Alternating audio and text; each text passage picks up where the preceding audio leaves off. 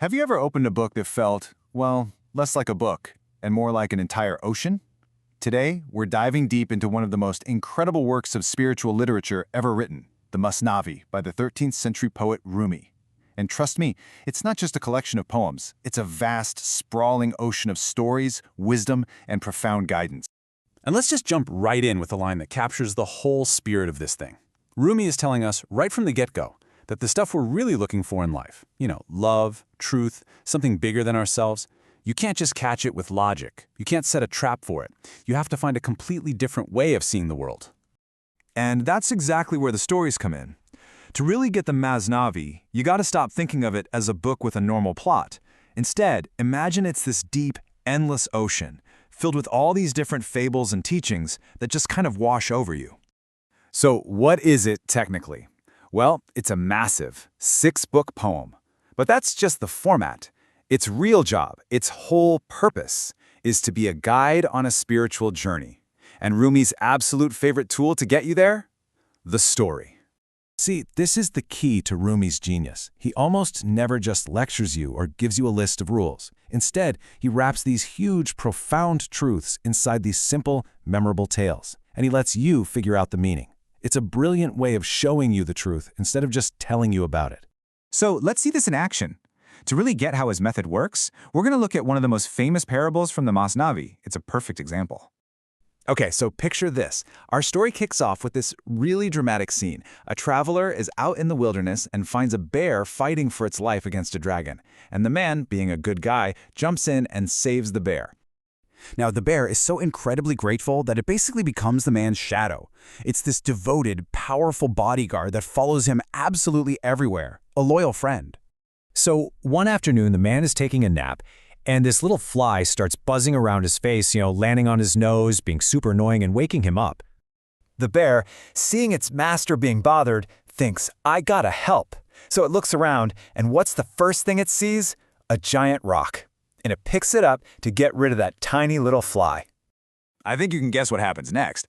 The fly is definitely gone, but so is the man's head. It's a bit of dark humor for sure, but the lesson is so powerful.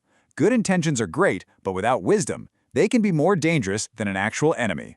And this whole idea, wisdom versus good-intentioned ignorance, it's a theme that runs through the entire Masnavi. And it leads us straight to one of Rumi's biggest ideas, the difference between what things look like and what they really are. Okay, check this out. Rumi says we have two ways of seeing. There's the eye of the senses, which just sees the surface of things. It sees the foam on the water, but then there's the eye of the heart, which sees the whole massive ocean underneath. The senses see the dust getting kicked up. The heart sees the invisible wind that's actually moving it. It's the difference between illusion and reality. And here's how Rumi puts it. He says that if you only rely on your physical senses, the world actually feels small and limited. You're stuck looking at the foam, totally missing the real power of the waves. It's a kind of blindness, really, that keeps you from seeing the bigger picture. So what causes this blindness? What's the thing that keeps us all staring at the foam instead of the ocean? Well, Rumi is crystal clear about who the culprit is. He asks this really sharp, provocative question. He's basically suggesting that we're our own jailers. The traps we're stuck in, we're the ones who built them. And here they are. These are the bars on the cage he's talking about. Rumi calls this trap the self, or what we today might call the ego, and it's fueled by all this stuff. He calls greed a dragon, warns that envy makes us small and unworthy, and that spite and lust are literally the enemies of our true, better nature. So, when you boil it all down, the entire Masnavi, with its thousands of stories, is basically a book of escape plans. It's a map for this inner journey, a way to get beyond the ego so that we can finally see things as they really are. Which brings us to the ultimate goal. Okay, so if we manage to escape this trap, then what? What do we become? Well, a final, beautiful parable from the Masnavi gives us the answer. So the story goes that a friend is traveling to visit the prophet Joseph, who was known for his incredible, almost divine beauty. And this friend is just agonizing over it, thinking, what on earth could I bring as a gift that would be worthy of him? And then he has this brilliant idea.